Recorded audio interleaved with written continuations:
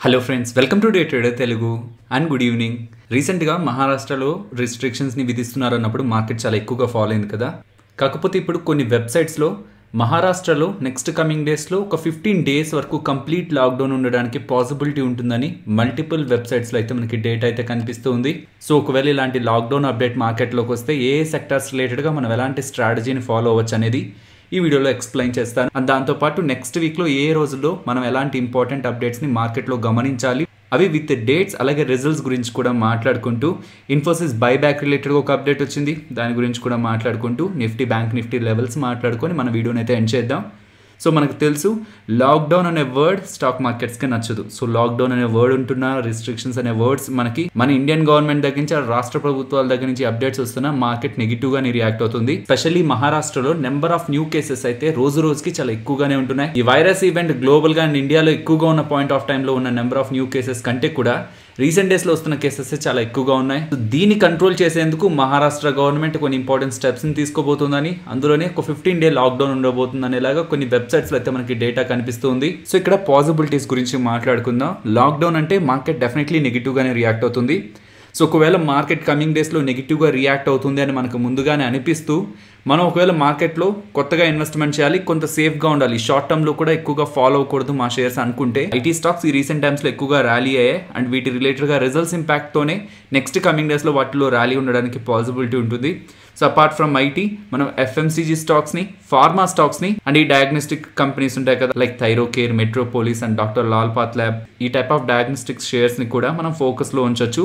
And ఈ రష్యాకి సంబంధించిన Sputnik 5 vaccine రిలేటెడ్గా ఇండియాలో ఎమర్జెన్సీ యూజ్ ఆథరైజేషన్ ఇవ్వబోతున్నారు. కమింగ్ డేస్లో అప్డేట్ వస్తుందనేలాగా మనకి మింట్ వాళ్ళైతే డేటాని పబ్లిష్ చేస్తున్నారు. ఇది వన్స్ ఎమర్జెన్సీ యూజ్ ఆథరైజేషన్ వస్తే ఈ వ్యాక్సిన్ రిలేటెడ్గా production doctor Reddy's laboratories, Hetero Biopharma, Gland Pharma, so వీళ్ళందరూ కూడా ఈ స్పుత్నిక్ 5 వ్యాక్సిన్ అయితే తయారు చేస్తారు. సో వ్యాక్సిన్ తయారు చేయడమే కాదు, వాటి స్టోరేజ్ రిలేటెడ్గా కూడా ఈ వీడియోలో లిండే ఇండియా అండ్ ఇంకొక వీడియోలో పాలీమెడిక్యూర్ గురించి కూడా మనం మాట్లాడుకున్నాం. మెడికల్ పర్పస్ కోసం వీళ్ళు ఆక్సిజన్ సిలిండర్స్ ని కూడా సప్లై చేస్తుంటారు. కాకపోతే ఆ ఫీల్డ్ లో వీళ్ళకి కాంపిటీటర్స్ చాలా మంది ఇండియాలో ఉన్నారు. కాకపోతే లిక్విడ్ నైట్రోజన్ వీళ్ళు తయారు చేస్తున్నారా, చాలా తక్కువ కాంపిటీటర్సే వీళ్ళకి ఇండియాలో ఉన్నారు. కాబట్టి స్టోరేజ్ కండిషన్స్ ఈ వ్యాక్సిన్ రిలేటెడ్గా మెయింటైన్ చేయడానికి లిక్విడ్ నైట్రోజన్ యూజ్ చేస్తుంటారు. కాబట్టి ఈ స్టాక్స్కి బెనిఫిట్ ఉండడానికి పాసిబిలిటీ ఉంటుందని November 17, 2020 మాట్లాడుకున్నాం. అండ్ ఆ పాయింట్ ఆఫ్ టైం నుంచి స్టాక్ ప్రైస్ నియర్లీ డబుల్ అవ్వడం జరిగింది. హాస్పిటలైజేషన్ ఎక్కువగా అవుతుంటుందని మనం అనుకుంటే మెడికల్ ఎక్విప్మెంట్ ని తయారు చేసే పాలీమెడిక్యూర్ వాళ్ళకి కూడా అడ్వాంటేజ్ గా ఉంటుంది. బట్ ఇక్కడ మనం అర్థం చేసుకోవాల్సింది, గ్లోబల్ మార్కెట్స్ అన్ని కూడా రీసెంట్ టైమ్స్ లో ఆల్ టైమ్ హైస్ కి వెళ్తాయి, specially US markets.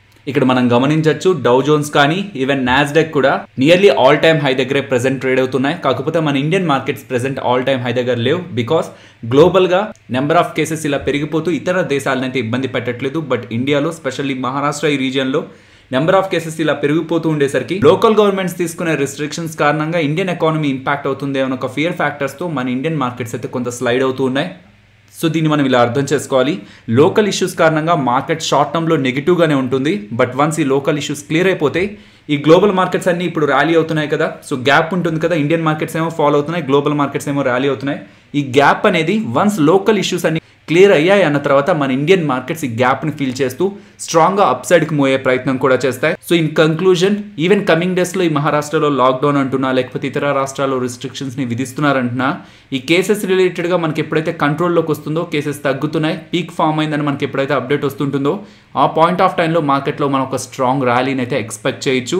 So in between మార్కెట్లో వస్తున్న కరెక్షన్ని మనం ఒక ఆపర్చునిటీలో చూడాలనేది నా ఒపీనియన్. ఎవరైనా సేఫ్ సైడ్ చూడాలనుకుంటే ఐటీ, ఎఫ్ఎంసీజీ, ఫార్మా అండ్ ఈ డయాగ్నోస్టిక్ ల్యాబ్ షేర్స్ని అయితే మనం ఫోకస్లో ఉంచవచ్చు.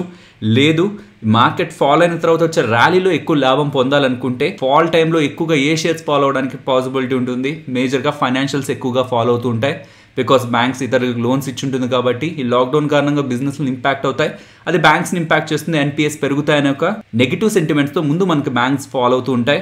వీటిల్లో ఎక్కువగా మనకి ఫాల్ కనిపిస్తుంటుంది. సో నా సజెషన్ అయితే banking stock like HDFC, Axis and ఐసిఐసిఐని వాచ్ లిస్ట్లో యాడ్ చేసి ఉంచండి. ఈ ఫాల్ వస్తుంది కదా, ఈ ఫాల్ ఒకవేళ మీరు వీటిల్లో ఎక్కువగా ఇప్పటివరకు క్వాంటిటీని యాడ్ చేయనట్లయితే కొంత పోర్షన్ ఉన్న క్యాపిటల్ని మీరు వీటిల్లో ఇన్వెస్ట్మెంట్ చేద్దాం అనుకున్న క్యాపిటల్ని 5 పార్ట్స్గా డివైడ్ చేసి కొంత పోర్షన్ వీటిల్లో ఇన్వెస్ట్మెంట్ చేయడానికి అయితే ప్రయత్నించవచ్చు. బట్ అలా కనిపిస్తుంది కదా అని బల్క్లో ఒకేసారి ఇన్వెస్ట్మెంట్ చేయడానికి కూడా ప్రయత్నించద్దు. బికాస్ కేసులు ఎప్పుడు కంట్రోల్ అవుతాయి, పీక్ ఎప్పుడు ఫామ్ అవుతుంది అండ్ ఇలాంటి రెస్ట్రిక్షన్స్ని మళ్ళీ ఎప్పుడు వెనక్కి తీసుకుంటారనేది కూడా మనకు తెలియదు. కాబట్టి క్యాపిటల్ని కొన్ని పార్ట్స్గా లైక్ 5 పార్ట్స్గా డివైడ్ చేసి 10% ఆర్ 20% ఫాల్లో కొంత పోర్షన్ యాడ్ చేసుకుంటూ ఉంటే ఒక బెటర్ యావరేజింగ్ ప్రైస్ అనేది డిసైడ్ అవుతుంది. నెక్స్ట్ ఐటీ కంపెనీస్ గురించి మాట్లాడుకోవాలి. ఇన్ఫోసిస్ వాళ్ళు బైబ్యాక్ని అయితే ప్రకటించడం జరిగింది. ఛానల్ని ఫాలో అవుతున్న వాళ్ళకి ఇది క్లియర్గా ఐడియా ఉంటుంది. విప్రో వాళ్ళు బైబ్యాక్ని ప్రకటించిన తర్వాత మిగతా ఐటీ కంపెనీస్ రిలేటెడ్ ఉన్న రిజర్వ్ క్యాష్ని బట్టి మనం ఇన్ఫోసిస్ అలాగే హెచ్సిఎల్ టెక్నాలజీస్ రిలేటెడ్గా బైబ్యాక్ని ఎక్స్పెక్ట్ చేయొచ్చు అనుకున్నాం. అండ్ ఇప్పుడు ఇన్ఫోసిస్ వాళ్ళైతే బైబ్యాక్ రిలేటెడ్గా అప్డేట్ చేస్తున్నారు. అండ్ 14th ఏప్రిల్న వాళ్ళ రిజల్ట్స్తో పాటు బైబ్యాక్ రిలేటెడ్గా కూడా అప్డేట్ చేస్తారంటున్నారు. 12th ఏప్రిల్న టీసీఎస్ వాళ్ళైతే రిజల్ట్స్ని పోస్ట్ చేస్తున్నారు. Next 14th Infosys, 15th mind tree and Wipro and 17th HDFC bank వాళ్ళైతే రిజల్ట్స్ని పోస్ట్ చేస్తున్నారు. In between ICICI Lombard, ICICI Prudential వాళ్ళు కూడా వాళ్ళ రిజల్ట్స్ని పోస్ట్ చేస్తున్నారు. కానీ ఇవి main results. And Wednesday Infosys results post చేసే పాయింట్ ఆఫ్ టైంలో మార్కెట్ హాలిడేలో ఉంటుంది. 14th ఏప్రిల్ మార్కెట్కి హాలిడే. మార్కెట్ అయితే ఐటీ కంపెనీ ఒక రిజల్ట్స్ని పాజిటివ్గా ఎక్స్పెక్ట్ చేస్తుంది. దీనికి రీజన్ యాక్సెంచర్ వాళ్ళు March 18th పోస్ట్ చేసిన రిజల్ట్స్ స్ట్రాంగ్గా ఉండడం అండ్ ఈవెన్ గైడెన్స్ని కూడా ఇంప్రూవ్ చేయడం. మన ఇండియన్ ఐటీ కంపెనీస్ కూడా సేమ్ లైన్నే ఫాలో అవుతాయని మార్కెట్ అయితే ఎక్స్పెక్ట్ చేస్తుంది. సో దీన్ని దృష్టిలో ఉంచుకొని రీసెంట్ టైమ్స్లో ఐటీ స్టాక్స్లో మనకు ర్యాలీ వచ్చింది.